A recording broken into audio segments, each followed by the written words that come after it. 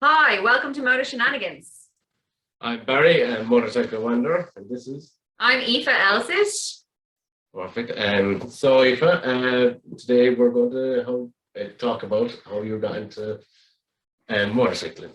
Okay, well, this is a bit of a long backstory. I got into motorcycling where my interest started when I was a little kid, and my dad used to take me to all the bike shows, and I rode pillion for years, and was very comfortable and confident as a pillion. And then I had my license sitting in a drawer for a number of years, and eventually, when I got to the fine age of 30, decided it was high time I took that license and put it to good work.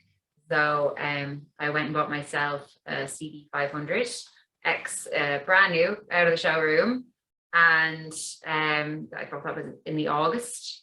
Within 4 months, I had my full license after about 1,000 Ks on the clock. Not too much, not too little either, and haven't looked back since. I've been riding since 2018. Most recently, I have purchased a Gixxer 600.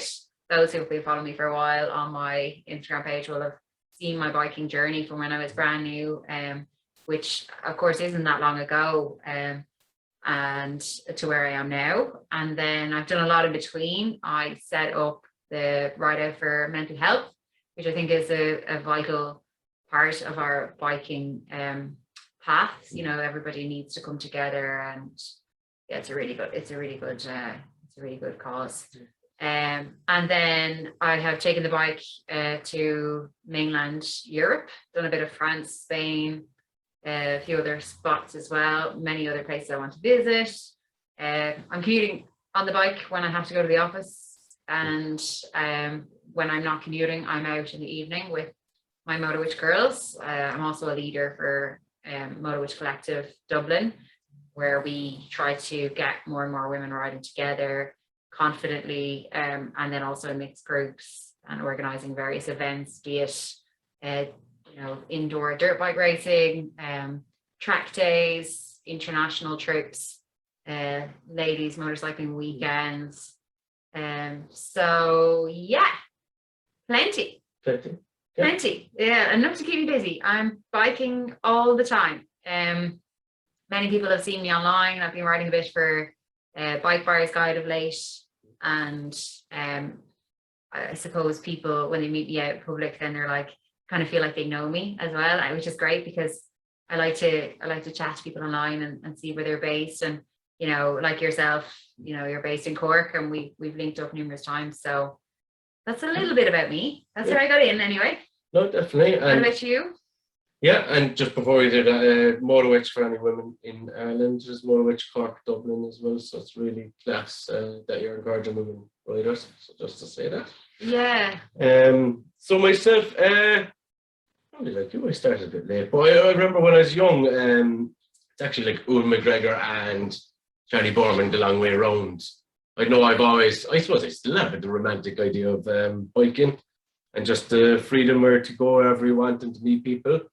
I suppose like you with Instagram, like I go to UK quite a lot, and I was there in September, and I met people for the first time that I've always talked online. Met you a few times. Yeah. So when did you get your first bike? So my first bike, I originally got a scooter when I was 17, and I was mental, and during that time I think I rode off 3 cars. So there was an agreement in my household I wouldn't ride motorbikes. So at the age of 26, I think I done my IBT, and my first bike was a Bandit 600, a 98, an old Duchess, and she was lovely. But the carbs started going in her, unfortunately. And I don't know how to describe it, but when I got my bike, that became it. I sold my cars and everything. So it was all commuting, had to be like, my bike was my only transport. So unfortunately, we had to put her out to pasture. I think she's still around Cork, someone somewhere has her. But the cars were going in her. So I went and I purchased a CB 500, brand new. I passed my full license on an instructor's bike, because in Ireland you have to have a certain kilowattage to pass. So I'd done that. I loved that bike.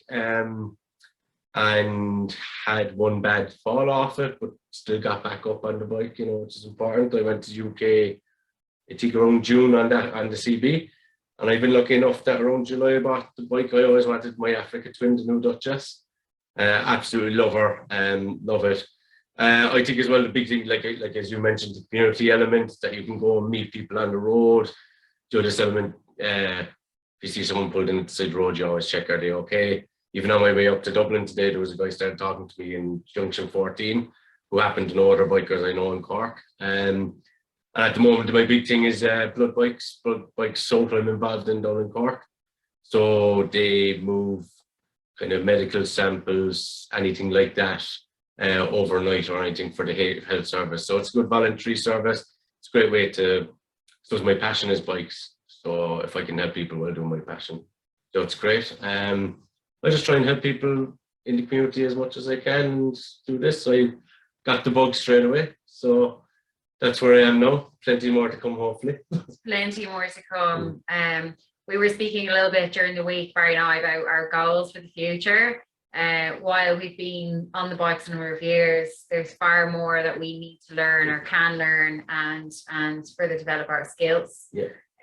So we were kind of comparing, you know, where we're at, where we want to go, and set ourselves a nice itinerary going forward. So like for me personally, I want to you know, expand Motowitch Dublin. That's a massive thing for me. I love to get as many women as possible involved in that. Just that you have on any given day, Monday to Sunday, you have a group of women, you can pop in a group chat and say, anybody fancy going for an ice cream and a spin? You know, they might want to go stay overnight, let's do it, you know. That you're just not afraid to reach out and you have those contacts. But also with guys, I think it's equally as important for me, and those who know me know I'm mostly out with mixed spins, like and our girls as well. We like to go out and mix group rides. The crack is mighty, and it's just different crack altogether. And like you said, with bringing people together and all of that kind of thing, like especially with the past year and a half, what has really, you know, taught me is that with motorcycling in general, it just connects everybody together so fluidly. Like you said, if you're stopped beside the road or you see somebody beside the road, you know, you pull in, or somebody else will pull in. Like I know recently I stopped at the side of the M1 motorway. There was a guy like that in an Africa Twin, as it happens.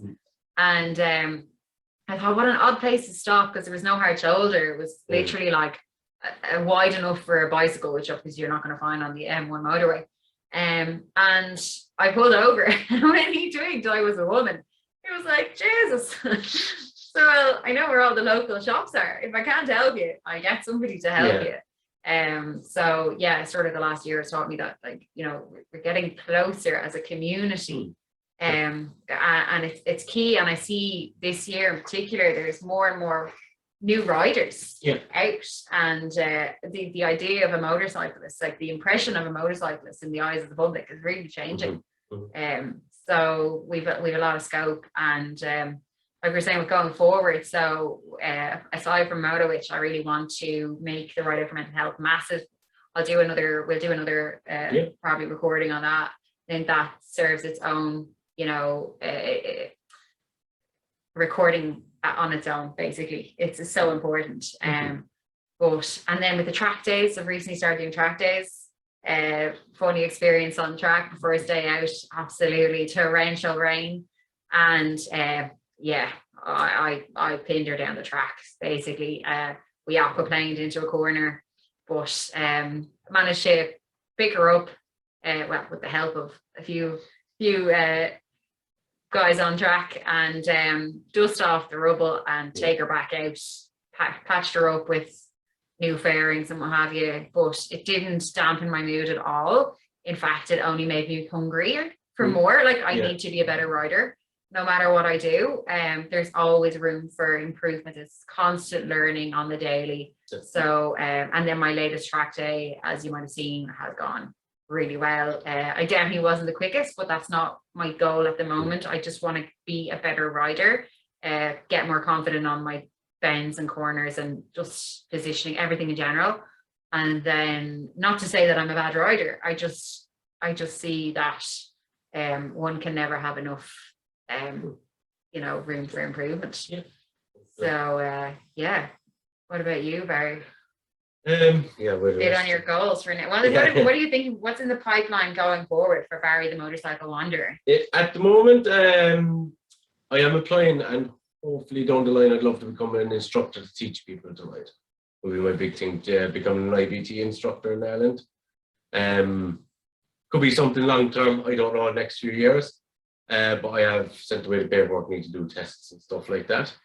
On riding skills, RASPA, I'm in the process of doing, so it's advanced riding skill in Ireland.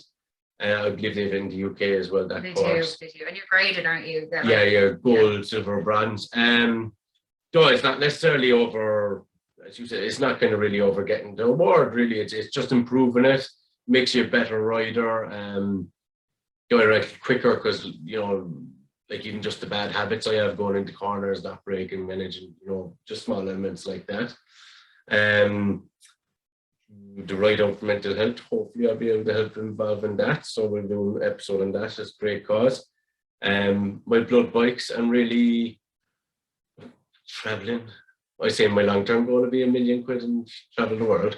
That'll be the absolute goal. But I think around February I will be in the UK again on the bike to see some people over there, and I think I might arrange a big meet over there while I'm there. Probably the worst month in the whole year to travel to the UK. So it's probably the only month that we have a proper winter. Yeah, I would say. I'm very impatient. Yeah, it's definitely like there have been, at least in recent years, December is warmer than in February. February/March, we'll say, after Aoife saying the voice of reason. But if you get a bit of snow, sure, we'll wave you on anyway. Yeah, we'll be fine. And on that about snow and stuff, off-road course is a big one. I'm having difficulty. They're quite expensive in the UK. There's not a lot around. So I have been trying to look and see. There's one in Donegal. Yeah, the off trails, I've been checking them out, and as well maybe just hooking up with a few people who do green lane in Ireland. I haven't done off-road ever, but I want to do it. And there is tyres 2080s going onto the twin, so make me go off-road. And I've somehow committed the new track season to go to Mondello with you and Nicole. Yeah, so Barry's coming to Mondello with myself and Nicole Lynch, a good friend of ours. So we fired the twin around. She's going to put you through your paces. Yeah, so that'll be good. That'll be fun, and another good learning curve as well. Exactly, and it's more like I suppose with track days, like I'm very protective of this bike in a stupid way, so I'm more afraid. But everybody is, until you're really confident or overconfident, and then that's where things go a bit pear-shaped. I mean, even for me, I wasn't especially confident, but the rain didn't help me in my cause. But look, these are all lessons, and better to come off on the track than to come out on the road and come off, which I have done a number of times. Thankfully not on the Gixxer now. And when I say come off on the road, it's more of a few bumps. I happened to be outside the house and tipped over. It was one of my learner experiences, but I was just outside the house, so it was more funny than anything because I was daft. But sure, all I was worried about was the bike. So, oh God, my poor bike. And I think another time was coming out the back gate and the gust of wind. I learned right quick that coming out the back of an alley and you have 80-kilometer winds and a wooden door. You don't want to mess with that stuff. You don't want to mess with that. No.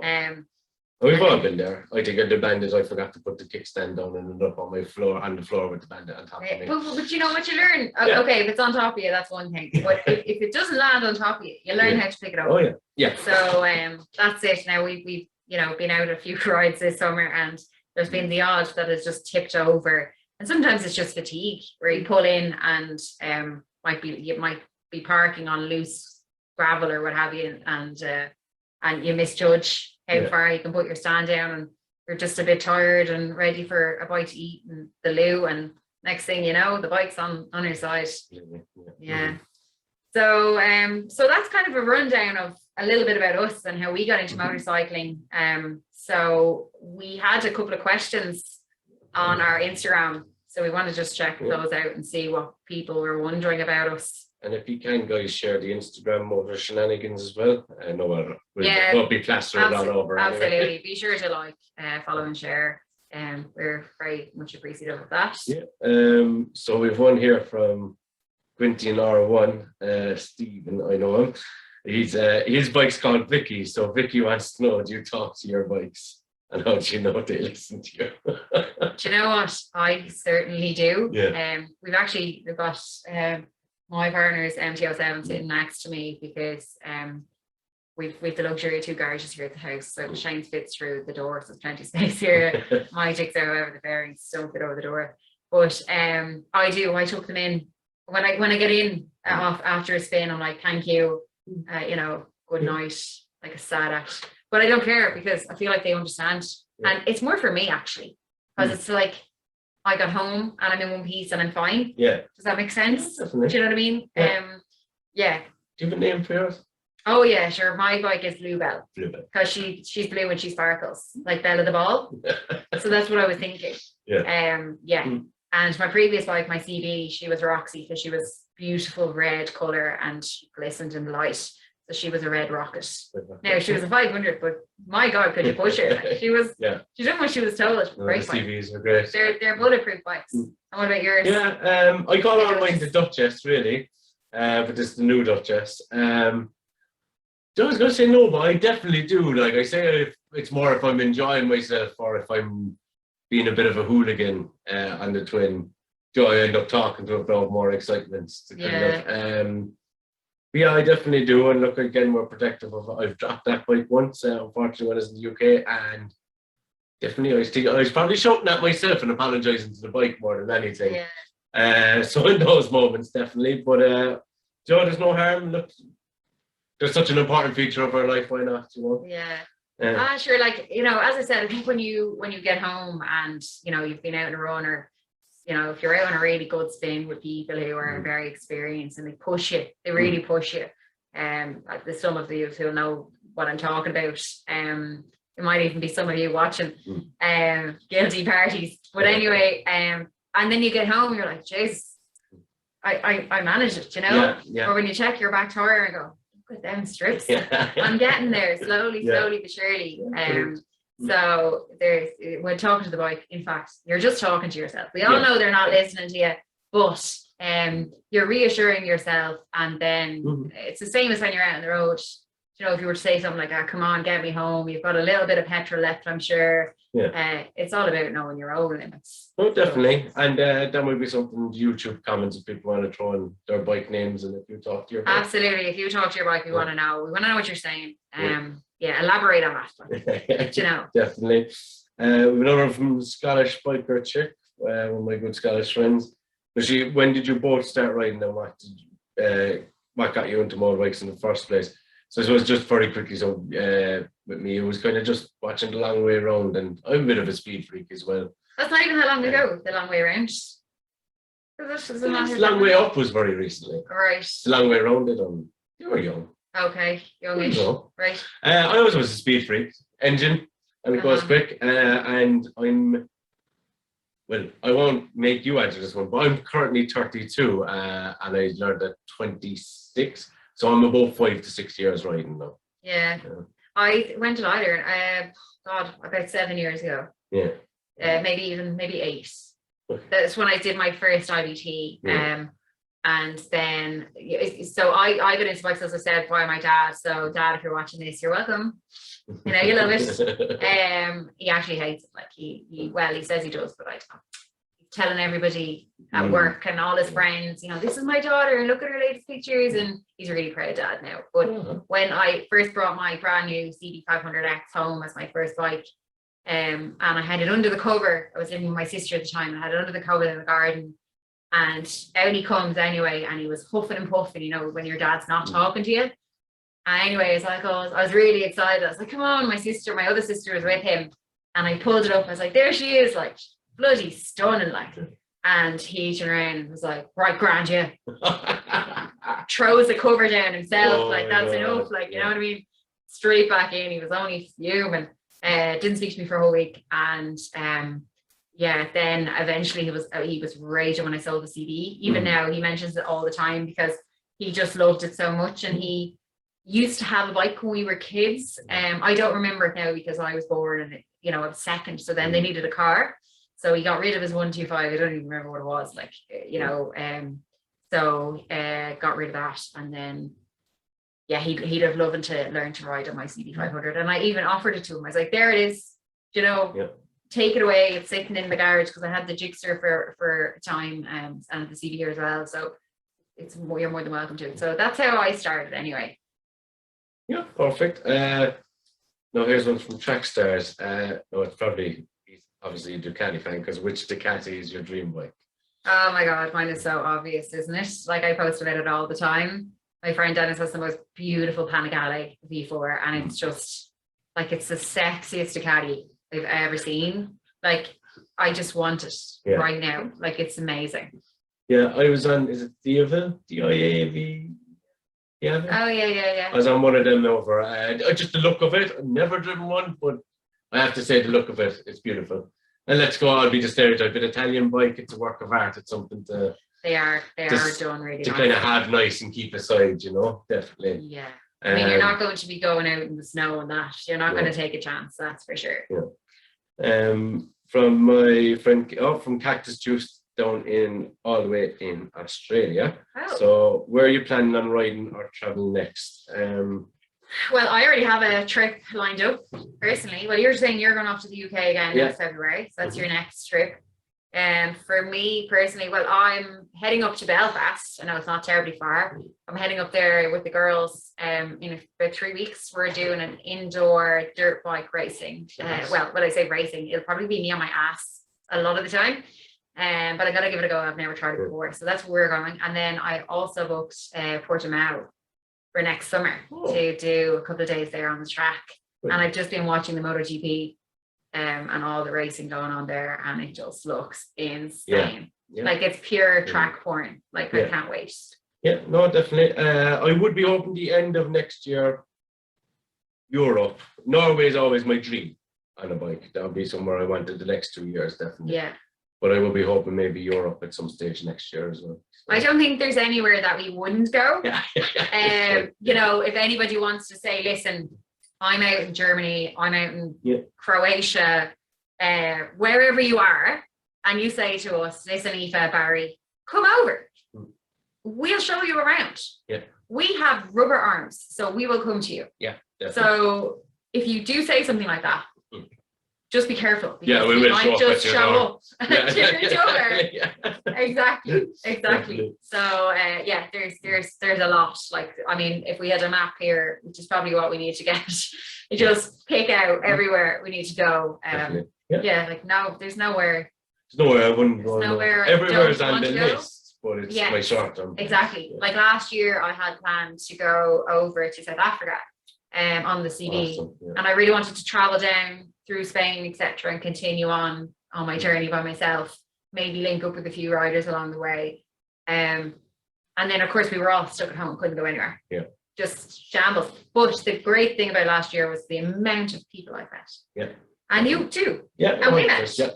Yeah. And definitely I feel being locked up made us go over our comfort zone when we could meet people now. Yes. We didn't put excuses in the way. Absolutely. So like that again, if somebody says, listen, come over to wherever I am, I'm in Turkey. Yeah. Yes, of course we like to go to a hot country. I just think of impulsive freaking out trying to plan Turkey tomorrow. Though, what's going on first.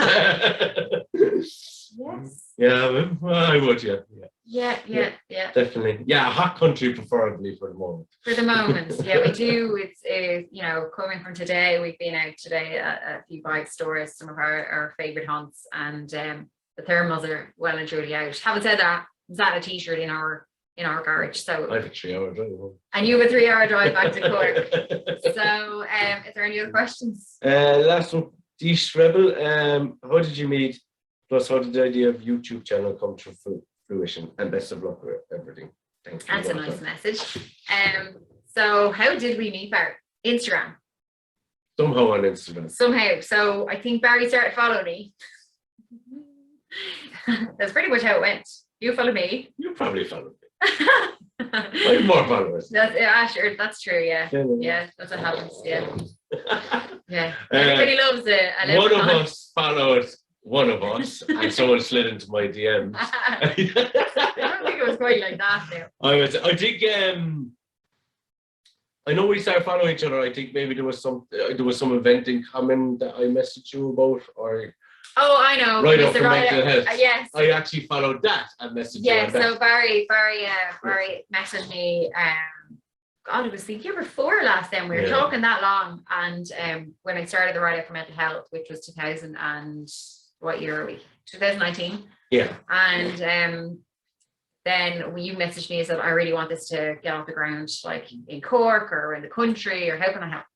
And then we stayed in touch. And then this year we were like, feck it, we have to meet, and we met. Where did we meet for the first time? We met. No, we met at the Rocket Castle. It's a lovely setting. We did, yes. In County Tip, right? Yeah. So we went down there on a beautiful summer's day, and we had some friends come down from Belfast as well.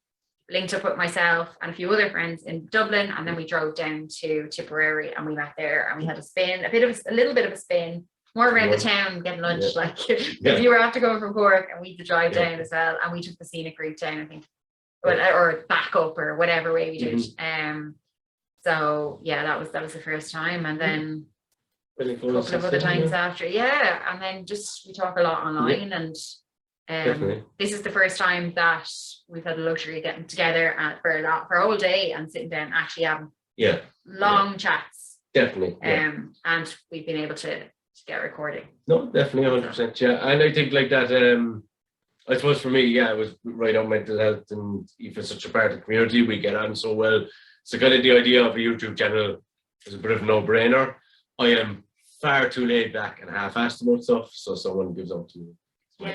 So the idea came from you actually to set this up, because like that we do have really good chemistry. Like we get on really well. We're completely different people. We ride completely different bikes. We've completely different views, but at the same time, we're both just really easygoing at the same time. We're always pretty much up for anything. Like I said, if you just say to us, come there, God help you, we'll be on your tour. It's just a passion about it, and we've the different perspectives, which makes it work. Like as you're in sports bikes now, Joy, I'm driving the Africa, and it works quite well, and with different perspectives. We're both involved in different aspects. Yes, so. I mean you're doing the blood bikes as well. That's absolutely brilliant. We just feel like, we can bring a bit more, to everybody else, and we're all sitting at home through the winter. Well, I say that we'll be out on our bikes, so do join us.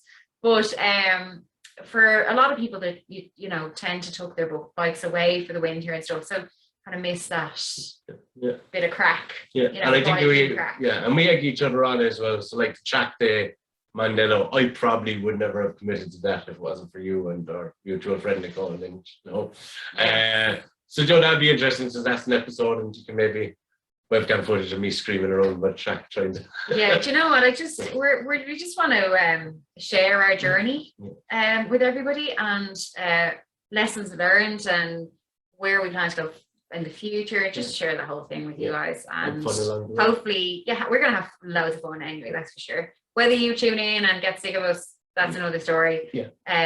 But we're happy to be here. We'll keep on trucking on. We're complete novices at this, we have no idea what we're doing, but at the same time, here we are. And that's part of the journey. We'd like for you guys to join us, and as we go through it, as we go on this journey, and maybe start actually learning more stuff and stuff. And if you have any pointers for us or anything you'd like us to talk about, or if you'd like to join us sometime for a chat, definitely feedback. We're happy for it, and get different perspectives.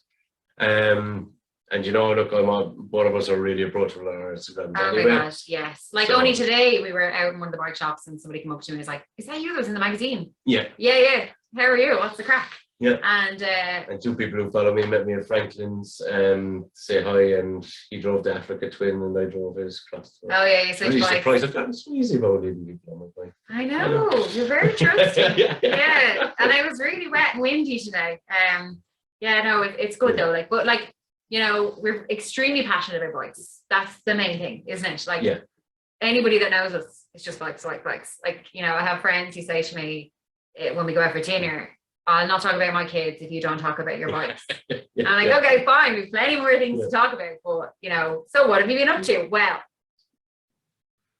I mean, there's 7 days in a week, and I'm probably on the bike 5 to 7 days.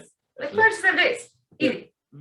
You too. You're 100%. And if it's at home, I'm doing bike related stuff. I'm either on Dundee looking at the bikes, messaging you about ideas for the show. It's just endless. It's just endless. And like I said, we want to share that with you guys. And that's about it for today's episode. So if you made it this far, well done, congratulations. If I had like a trophy, I'd probably give them a trophy. Small trophy. A small, like a little trophy. Little. You know, like a little rubber duck trophy that could sit on your handlebars. They can be in the mail. It could be quite cute, actually. So that about wraps it up for this episode. We hope you've enjoyed. Like we said, be sure to like, follow, share, and any pointers, drop them in the comments. And please give the YouTube a like, because it just gets us more exposure, guys, as well. All right. So that's it for today. Ride safe, everyone. See you again.